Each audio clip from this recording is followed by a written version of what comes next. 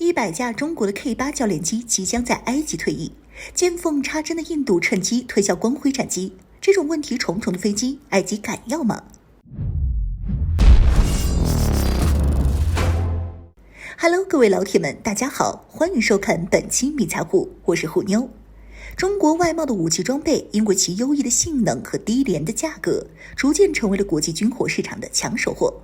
尤其是对中国先进的教练机而言，许多发展中国家对其爱不释手。现阶段，中国有2种比较先进的外贸教练机供出口，一种是 GL8 型喷气教练机，另一种则是刚刚亮相迪拜航展的 L15 教练机。2种飞机出色表现引起了诸多国家的瞩目。其中 GL8 型教练机受到了第三世界国家的广泛欢迎，从90年代末期总共向14个国家出口了数百架这种型号的教练机，至今仍旧被不少国家用作主力战斗机，如赞比亚、纳米比亚等国的空军。 GL8 的外售型号为 K8， 是中国自行研制并生产的双座单发喷气教练机和轻型攻击机，1990年代开始量产。 K8 拥有非常优秀的飞行性能，机动性和现今的 4.5 代机相差无几，这些先进战斗机做出的复杂机动 K8 都能模仿。虽然 K8 没有装备雷达，但是作为一般的攻击机 K8 还是能够胜任的。 K8 机翼挂架总共有5个，可以挂载近1吨的弹药和数个机炮吊舱，具备一定的对地攻击能力。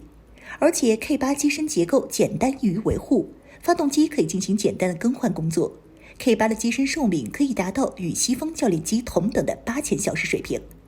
K8 的优异性能吸引了北非国家埃及的兴趣，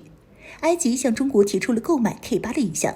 中方将 K8 进行了30多种适合埃及需求的改动，并且将出口埃及的飞机命名为 K8E 型。中方05年完成80架的生产后，埃及方面又追加了40架的后续生产订单，可见埃及对于 K8E 的喜爱。不过经过10几年的使用，这些飞机的性能已经不能再满足埃及空军的基本训练需求了，因此埃及空军打算退役现存的118架 K8E 教练机中的100架，并且准备购买更先进的教练机，补上大批量 K8E 退役留下的缺口。闻到味儿的印度就跑来截胡，趁机推销光辉。在刚刚结束的迪拜航展中，印度光辉战斗机的厂家印度斯坦航空公司宣布，将马上来到埃及进行出售 LCA 光辉战斗机的谈判。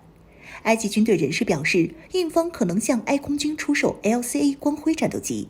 而印度的野心显然不止如此。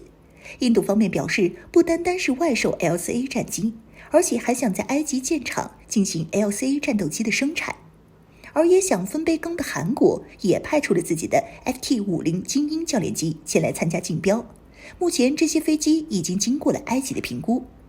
话说回来，虎妞分析印度的光辉战斗机不大可能自己吃下这么一大块蛋糕。光辉教练机是印度基于自己研制的光辉战斗机改装而成的，而光辉战斗机是印度耗时30多年难产研发的产物，目前除了印度自己打算装备，国际市场上压根儿没有人要。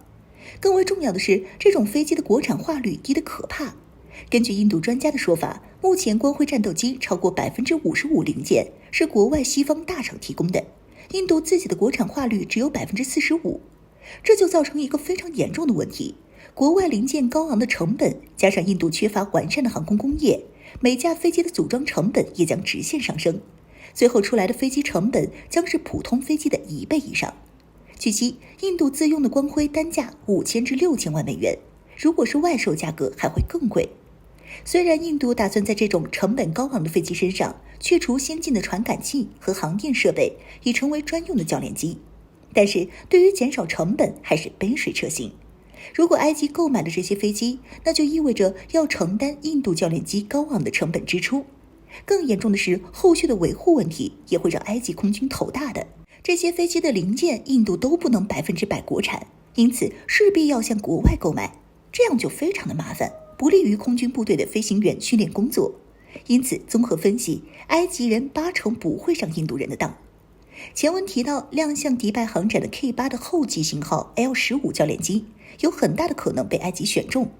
L15 相比 K8 的机动、武器挂载、飞行性能更为出色，甚至具备一定的超视距空战能力。更重要的是性价比吊打印度， 1000多万美元即可购买一架 L-15。由于 L-15是中国自主设计和研发的战斗机，维护方面更不用说。